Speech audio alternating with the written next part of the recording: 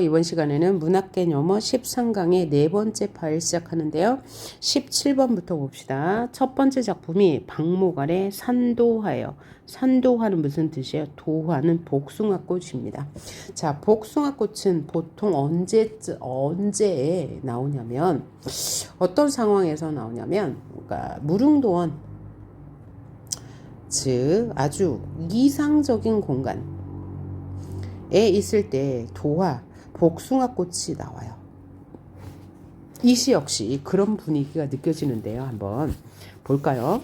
산은 구강산 보랏빛 석산 산도와 두어송이 송이 버는데 봄눈 녹아 호르는 옥 같은 물에 사슴은 암사슴 발을 씻는다. 어떤 분위기가 느껴져요? 굉장히 평화롭고 아주 이상적인 분위기가 느껴지죠. 그리고 목가적인 분위기도 느껴져요. 목가적이라는 것은 뭐예요? 굉장히 자연스러운 분위기, 시골에서 느낄 수 있는 한가함, 이런 분위기란 얘기거든요. 자, 그러면 봐요. 얘는 산은 구강산이래요. 구강산은 전설 속의 산이에요. 현실에는 없는 전설 속의 산인데 보랏빛이고 돌로 된 산이래요. 보랏빛은 이상세계를 의미해요. 현실에는 없는 아주 파라다이스를 의미할 때 우리가 보라색이라고 하거든요. 그곳에 산도화, 산에 있는 복숭아꽃이 두어송이, 송이 버는데 두어송이가 피어 있고요. 봄눈 녹아 흐르는 옥같이 흐르는 물에 암사슴은 발을 씻어요. 그러면 굉장히 평화롭죠. 그렇죠? 평화로운 분위기 느껴진다. 라고 생각하시면 돼요. 그래서 이 시를 뭐라고 하냐면 탈속적 시라고 해요. 그러니까 세상에 없는, 세상을 벗어난 시, 그죠? 이 세상에 존재하지 않는 아주 평화스러운 공간을 노래한다 라고 해서 탈속적 시라고 합니다. 그래서 이 시의 화자는 지금 상상하고 있겠죠. 이상세계, 탈 속의 세계를 뭐하고 있어요? 상상하고 있는 거죠. 자, 정서는 만족감이에요. 아주 아름다워요. 만족이 드러나고 태도는 역시 이런 장소에 대한 예찬, 이상적 세계에 대한 예찬. 그 다음에 주제는 평화로운 이상세계를 그린 탈속적 세계를 그렸다라고 할 수 있겠죠. 그래서 이 시는 이상과 현실을 대조하여, 그런데 현실이 안 나왔어요. 그래서 대조라는 말을 쓸 수가 없죠. 초월적인 세계는 맞아요. 여기가 탈속적인 세계는 이 세상을 벗어난 세계니까 초월적 세계라는 말도 쓸 수 있습니다. 같은 말이에요. 탈속과. 화자의 시선이 원경에서 근경으로 이동한다. 그러면 시선 이동을 봐요. 맨 처음에 어디를 봤어요? 구강산, 석산을 봤어요. 그런데 그 다음에 산도화가 피어있는 산속을 봤죠. 그럼 여기는 원경으로 본다면 원경보다 가까운 근경인데 그 다음 사슴이 발을 씻는 것을 봤어요. 더 가까운 곳이죠. 그래서 시선의 이동이 먼 경치, 멀원, 가까울 근. 그래서 원경에서 근경으로 이동한다. 그러면 맞는 말이 될 겁니다. 다음 시를 보니까 김기택의 다리 저는 사람이라는 시예요. 자, 이 시를 한번 볼게요. 꼿꼿하게 걷는 수많은 사람들 사이에서 그는 춤추는 사람처럼 보였다. 여기서 그가 주인공일 거예요. 그가 누구예요? 다리 저는 사람. 자, 한 걸음 한 걸음 옮길 때마다 그는 앉았다 일어서는 것처럼 다리를 구부렸고 그때마다 윗몸은 반쯤 쓰러져 일어났다. 자, 이미지로 그려지나요? 다리를 저는데 온몸을 한 걸음 한 걸음 뛸 때마다 구부렸다 폈다 한대요. 그 요란하고 기이한 걸음을 지하철 역사가 적막해지도록 조용하게 걸었다. 자, 화자는 지금 뭐하고 있어요? 이 다리 저는 사람을 관찰하고 있어요. 다리 저는 사람을 관찰하고 있는데 어떤 정서가 느껴지나요? 봐봐요. 꼿꼿하게 서 있는 수많은 사람들 사이에 그는 춤추는 사람처럼 보였대요. 대비가 있죠. 대조. 뭐의 대조요? 그는 춤추는 사람처럼 경쾌해 보였고 다른 사람들은 꼿꼿하게 서 있는 아주 수동적인 사람들로 보였어. 이 사람은 다리 저는 사람은 적극적인 사람인가 동시에 활기찬 사람이야 라고 해석할 수도 있을 거예요. 그래서 시어의 대조, 대비되는 이미지가 있어요. 그래서 이 다리 저는 사람을 긍정적으로 보고요. 꼿꼿하게 서 있는 다리 안 저는 사람을 부정적으로 보았어요. 그 다음에 한 걸음 옮길 때마다 이 다리 저는 사람은 굉장히 몸을 많이 움직여요. 그 요란한 걸음걸이를 나는 조용하게 지켜봤어요. 지켜보면서 끝까지는 안 나왔지만 자기 자신을 지금 뭐 하는 거예요? 성찰하는 겁니다. 나는 다리를 절지 않는데 왜 이렇게 나태하게 수동적으로 살고 있지? 라는 의미로 시가 끝나는 거예요. 그래서 이 시를 이제 조금 더 확장해서 해석을 해본다면 우리는 지금 이제 다리 안 저는 사람, 몸이 정상인 사람들은 이 다리 저는 사람을, 즉 장애인들을 뭔가 편견 어린 시선으로 보고 있지만 사실은 이렇게 장애인들이 훨씬 더 삶을 활력 있게 살고 있어. 우리는 지금 생명력 없게 살고 있어. 라면서 비판적인 시각으로 이 시를 보고 있다. 화자가 이 시상을 전개한다라고 이해하면 될 것 같아요. 그래서 정서는 이제 그 현대인의 이 무기력한 삶, 다리 안 저는 사람이 꼿꼿하게 서 있잖아요. 그래서 무기력한 삶에 대한 무기력의 비판적 태도를 보여요. 그래서 태도는 비판적이다. 또 반성적이라고도 볼 수 있어요. 끝까지 본다면 자기 자신을 반성해요. 그래서 주제는 다리 저는 사람의 생명력이 되겠습니다. 그런데 여기서 가장 중요한 표현법이 뭐냐면 바로 이거예요. 자, 수많은 사람들은 꼿꼿하게 그냥 서 있어요. 즉, 뭐 했어요? 정지해 있는데 누구만 움직이고 있습니까? 이 다리 저는 사람만 춤추듯 아주 활력 있게 움직이고 있죠. 이런 것을 영화, 시나리오 용어로 스틸컷이라고 합니다. 모든 것은 시간과 공간이 정지되어 있는데 한 사람만이 움직이는 듯한 이런 이미지 본 적 있죠? 이런 스틸컷을 사용해서 무엇을 대조하는 거예요? 수많은 사람과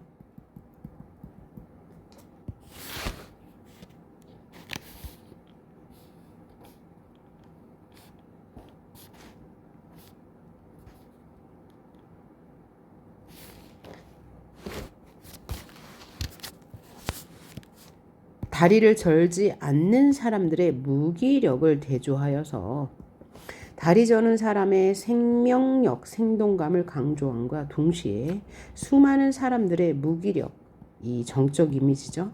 이 정적 이미지를 비판하고 있습니다. 이렇게 생각하시면 될 것 같아요. 자, 그럼 문제를 풀어봅시다. 대상에 대한 비판적 어조가 드러난다 라고 했어요. 그런데 여기에 지금 대상이 시적 대상이 누구예요? 다리 저는 사람이잖아요. 여기에는 비판적 태도가 없죠. 그 다음 화자의 시선이 하나의 대상에 초점을 맞추고 있죠. 모두 다리 저는 사람에게 초점이 맞추어져 있습니다. 그 다음 시를 보니까 구강본의 강이라는 시예요. 강. 자, 화자는 강을 어떻게 바라보는지 한번 봅시다. 혼자서는 건널 수 없는 것, 오랜 날이 지나서야 알았네. 뭘 건널 수 없을까요? 강이겠죠. 제목이 강이니까. 혼자서는 강을 건널 수 없는 걸 오랜 날이 지나서야 알았대요. 깨달음.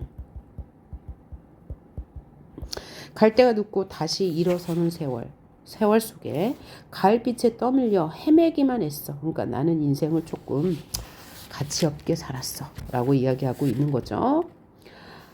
한철 깃든 새들이 떠나고 나면, 철새가 떠나면 지는 해도 쓸쓸해지기만 하고 얕은 물에도 휩싸이고 많은 나. 혼자서는 건널 수 없는 것. 그것이 뭐로요? 강이에요, 강. 그럼 여기서 강의 이미지는 뭘까요? 뭔가 혼자서는 건널 수 없고 그동안은 강이 이렇게 혼자서는 건널 수 없다는 것을 몰랐대요. 그럼 강은 뭔가 화합의 이미지가 있네요. 그럼 화자는 지금 강에 대해서 생각하고 있는데 여기서 강은 뭘까요? 긍정적인 것이 될 것 같죠. 그렇죠? 화자는 지금 강에 대해서 생각해요. 강에 대해 생각하고 성찰하고 있습니다. 따라서 정서는 반성적이라고 할 수 있고요. 태도 역시 성찰적 반성적이라고 할 수 있어요. 주제는 뒤늦게 깨달음, 인생의 진리쯤 되겠죠.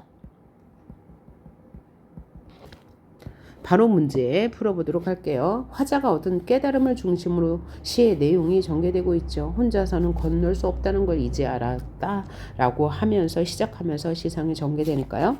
시의 처음과 끝을 대응시킨다는 것은 비슷한 시어 내진 비슷한 의미 혹은 비슷한 구조가 되는데 처음과 끝이 비슷한가요? 혼자서는 건널 수 없는 거. 맞네요. 자, 혼자서는 건널 수 없는 거라고 하고 마지막에 혼자서는 건널 수 없는 것. 수미상관의 조응, 대응 다 맞아요. 처음과 끝을 대응시켜. 시 안정감, 그죠? 수미상관 처음과 끝이 같으면 시적 형태적 안정감도 주고 운율을 형성하고 뭔가 화자가 전달하고 싶은 주제나 정서를 강조한다고 했으니까 얘는 맞는 말이 되겠습니다. 자, 다음 23번 시를 보니까 유치원에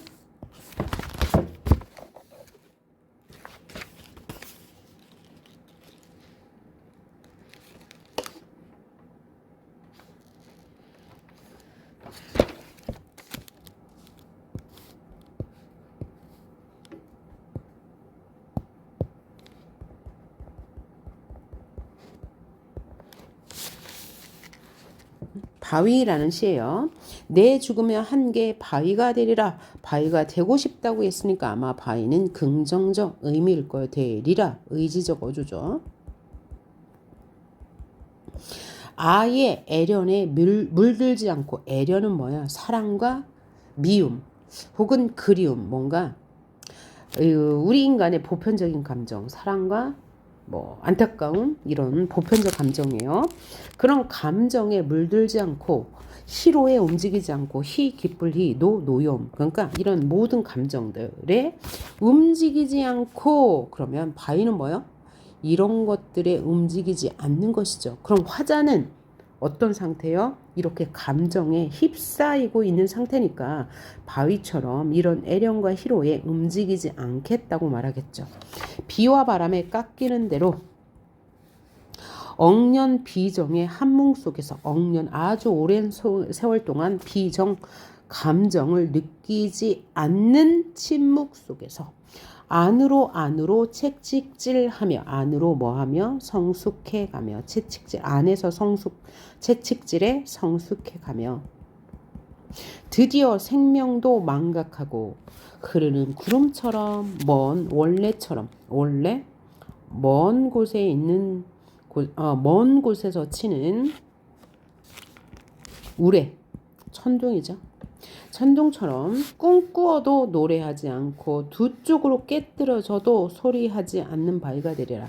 결국은 뭐예요? 화자는 자신의 감정과 외부의 상황에 흔들리지 않는 바위가 되고 싶다고 그랬어요. 그래서 바위가 의미하는 것은 바로 뭘 거예요? 외부에 흔들리지 않고 당연히 자신의 감정에도 화자의 감정에도 흔들리지 않는 강인한 마음이 되겠죠. 바위가 상징하는 것은. 그렇죠? 그래서 그런 삶을 살고 싶다고 이야기하네요.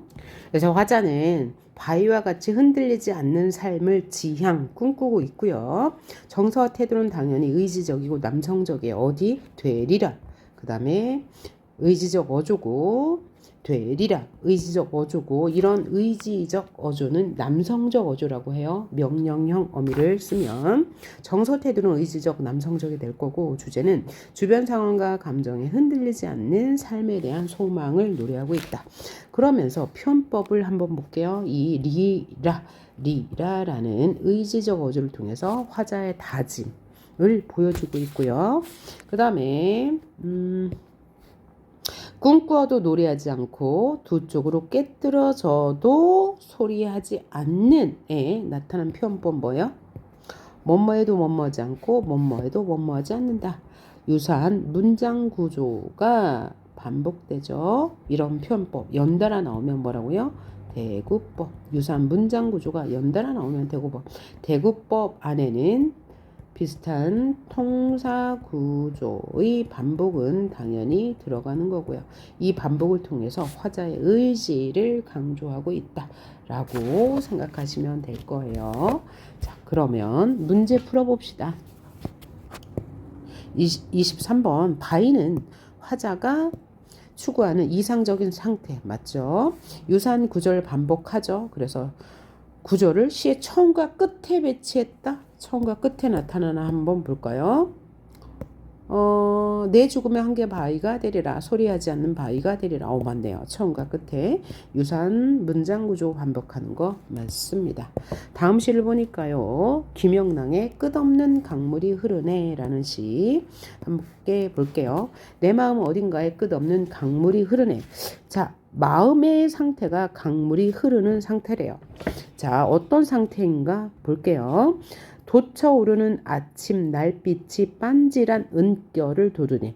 은결은 뭐냐면 은결은 은빛 물결. 자, 은빛 물결이 흐른다고 했으니까 화자의 마음 상태는 지금 굉장히 긍정적인 상태예요. 그죠? 그 다음에 가슴엔 듯 눈엔 듯 또 핏줄엔 듯 통사구조의 반복. 동사구조의 반복. 그런데 연달아 나왔으니까 무슨 법? 대구법 사용됐고요. 마음이 도른도른은 뭐냐면 마음이 도른도른 숨어있는 곳. 아마 마음이 속삭이는 소리? 이 정도로 해석할 수 있을 거예요. 도른도른 마음이 뭐라고 속삭여. 음성상징어죠. 마음의 소리 라고 생각하시면 돼요. 음성상징어 중에서 의성어네요. 마음의 소리가 숨어 있는 곳이 어디요? 핏줄, 눈, 가슴이죠. 내 마음 어딘 듯 한편에 끝없는 강물이 흐르네. 그래서 이 시는 화자의 평정심, 편안한 마음을 강조하고 있는 시라고 보면 될 것 같습니다. 자, 그래서 화자의 이 편안하고 차분한 그런 마음의 상태를 표현했는데 뭐뭐하네 라고 했으니까 종결 어미의 반복.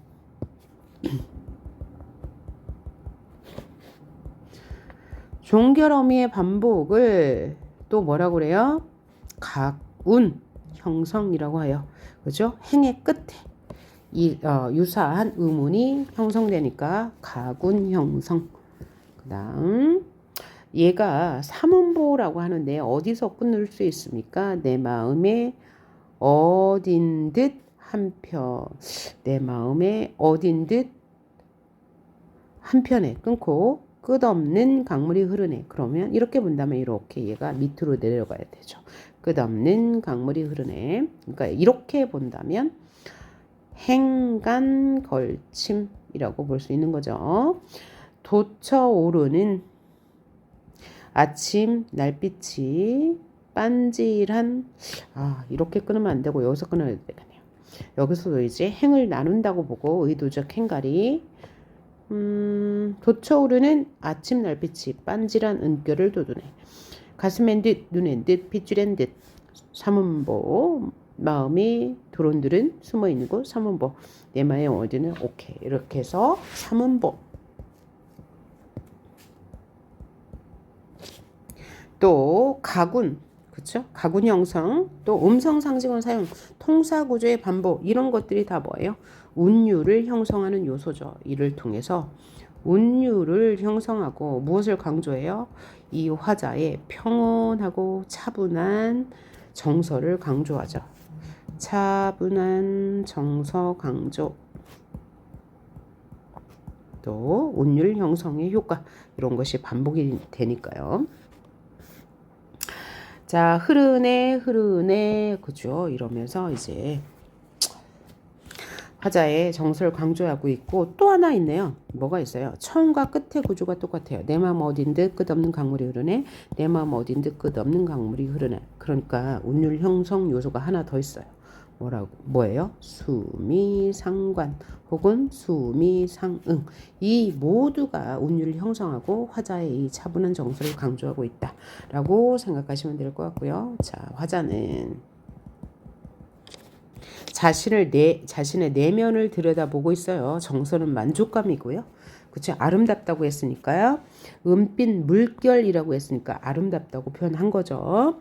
주제는 마음의 평안과 그에 대한 아름다움을 노래했다라고 하면 되고 운율 형성 요소가 이렇게 많네요. 그러면 이 시에서는 운율 형성 요소를 물어볼 수밖에 없을 것 같습니다.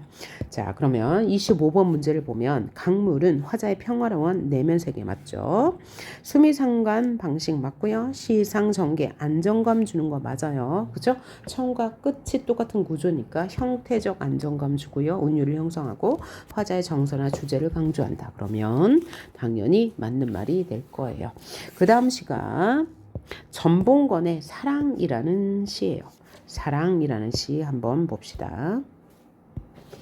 사랑한다는 것은 열매가 맺지 않는 과목은 뿌리채 벗고 열매가 맺지 못하는 그 나무는 뽑아주고 그 뿌리를 썩힌 흙 속에 해충은 모조리 잡아주고 그리고 새 묘목을 심기 위해서 새 나무를 심기 위해서 깊이 파헤쳐 내 두 손에 땀을 섞은 그 흙을 깨끗하게 실하게 하는 일이다.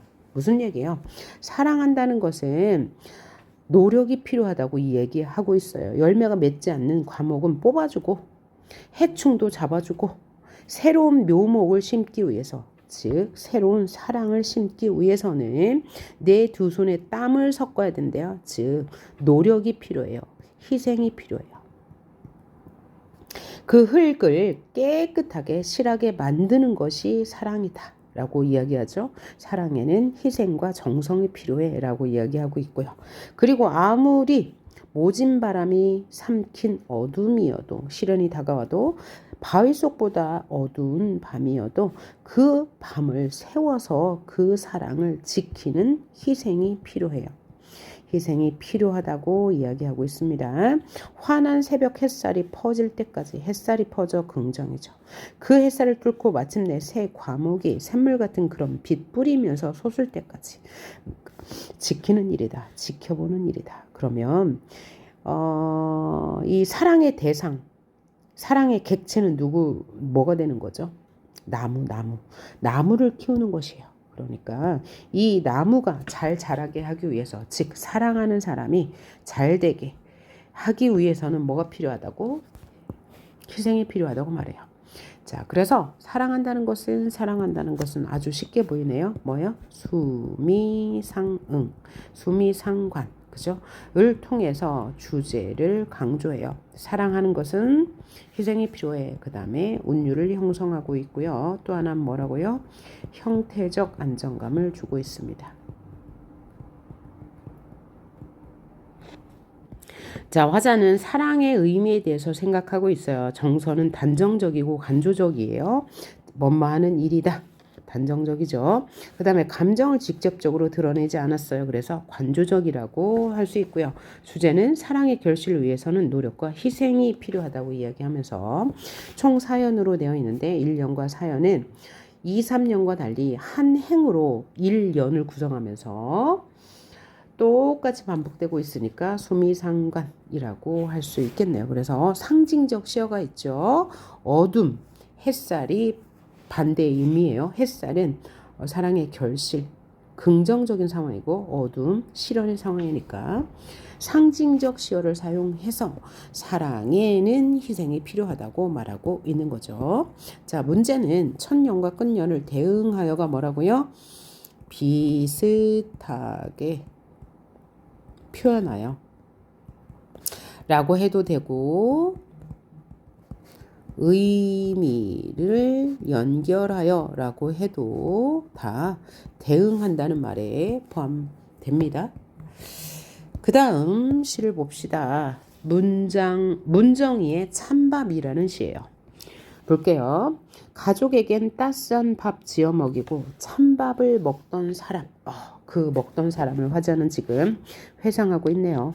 입 빠진 그릇에 찬밥 훑어 누가 남긴 무 조각에 생선가시를 핥고 물에서는 제일 따스한 사랑을 몸에서는 가장 따스한 사랑을 내뿜던 그녀를 지금 그리워하고 있네요. 깊은 밤에도 혼자 달그럭거리던 그 손이 그리워. 화자의 정서는 그리움이에요. 자, 그러면 이 그리운 그녀는 누가 될 거예요? 깊은 밤에도 혼자 부엌에서 딸그락거리고 자, 가족에겐 따스한 밥을 지어 먹이고 자신은 찬밥을 먹던 그녀는 누가 떠올라요? 어머니. 떠오르죠? 나 오늘 아픈 몸 일으켜 찬밥을 먹는다. 왜 그럴까요? 아픈데 찬밥을 먹어. 집집마다 신을 보낼 수 없어. 신 대신 보냈다는 설도 있지만 여기서 신은 갓을 의미해요. 하나님과 같은 사람. 집집마다 신을 보낼 수 없어서 이 신은 뭐야? 굉장히 초월적인 존재고 사랑을 실천하는 존재잖아요.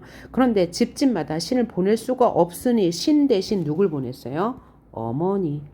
엄마를 보냈다는 설 이야기도 있지만 홀로 먹는 찬밥 속에 그녀를 만난다. 나 오늘 세상에 찬밥이 되어. 그럼 화자가 겉으로 드러나 있고 화자는 지금 뭐 하는 거예요? 엄마가 되었다는 얘기죠. 엄마가 되었다. 그러니까 이거예요. 화자는 지금 나이가 들어서 엄마의 위치에 있어요.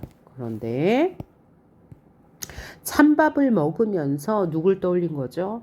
자신의 엄마를 떠올린 거예요. 그죠? 그런데 그 엄마는 이렇게 가족을 위해 희생하는 삶을 살았구나 라고 하면서 그리워하면서 나도 이제 우리 가족을 위해서 희생을 해야 되겠네 라는 어머니의 삶에 대해서 이야기하는 시였습니다. 자, 그럼 시를 정리해 볼게요. 화자는 지금 찬밥을 먹으면서 어머니를 떠올리고 있는 상황이고요. 어머니에 대한 그리움, 그리고 어머니의 사랑에 대한 깨달음을 느끼고 있고요. 그 다음에 태도는 어머니에 대해서 예찬하고 있고요. 어머니의 희생적 사랑을 깨달았다. 이것이 바로 주제가 되는데 다시 한번 보면 화자가 지금 찬밥을 먹으면서 어머니를 떠올렸는데 어머니는 이렇게 가족들에게는 찬밥을 쥐어주고 혼자 찬밥을 먹었지만 몸에서는 항상 사랑을 뿜어내던 어머니가 그 어머니가 너무나 그리워요. 그래서 나 오늘 아픈 몸 일으켜 찬밥을 먹는다. 찬밥 속에서 찬밥이 되어 라고 하면서 찬밥이 되어 이러면서 강조하고 있어요. 이것은 무엇을 강조하기 위해서요? 어머니에 대한 그리움을 강조하기 위해서 같은 행위를 지금 계속 반복하고 있어요. 행위를 반복하여서 어머니에 대한 희생적 사랑과 그리움을 강조하고 있고요. 그 다음에 계속 어머니를 떠올리게 하는 이런 내용은 있지만 어머니라고 하지 않고 뭐라고 했어요? 그녀라고 했죠. 그녀라고 했어요. 그래서 이 그녀라고 한 이유는 뭘까요?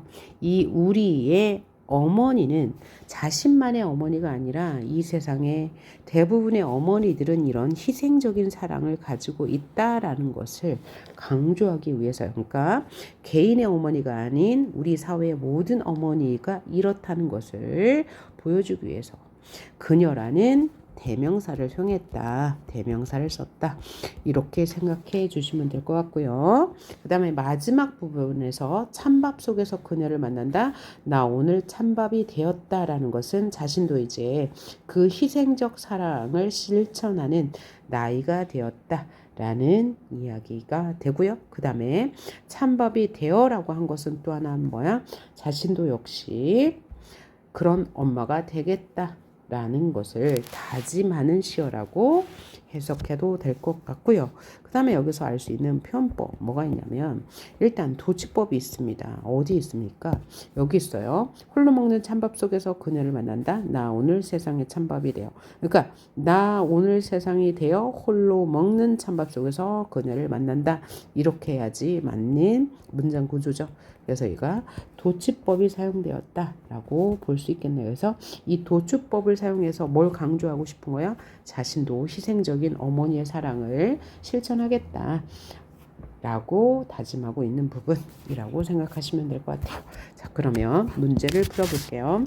28번. 대상에 대한 화자의 긍정적인 시선 당연히 있죠. 그리워하고 있으니까요. 찬밥은 화자로 하여금 그녀를 떠올리게 하는 매개체가 되었죠. 자, 다음 시 한번 볼게요. 다음 시는 윤동주의 참회록입니다. 참회가 뭐예요? 지난 일을 반성하다라는 뜻이죠. 윤동주 하면 떠오르는 게 성찰이잖아요. 그래서 참회록 뭐야? 반성문 정도로 생각하시면 될 거예요.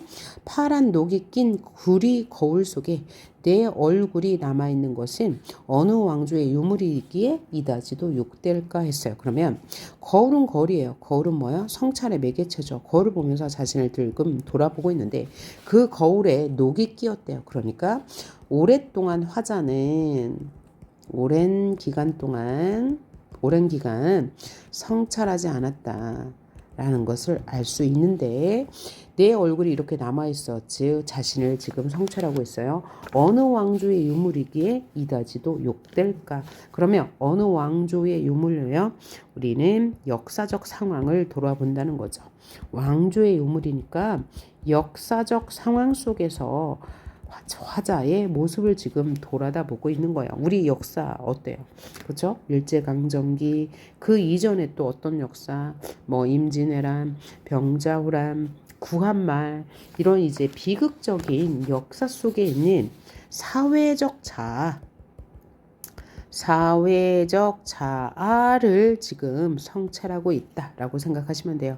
그럼 이렇게 사회적 자아라고 본다면 이 역사적 상황 속에서 나는 그동안 어떤 생활을 했나라고 살펴본다는 거죠. 그러니까 개인의 삶보다는 사회적 자아로서의 공동체적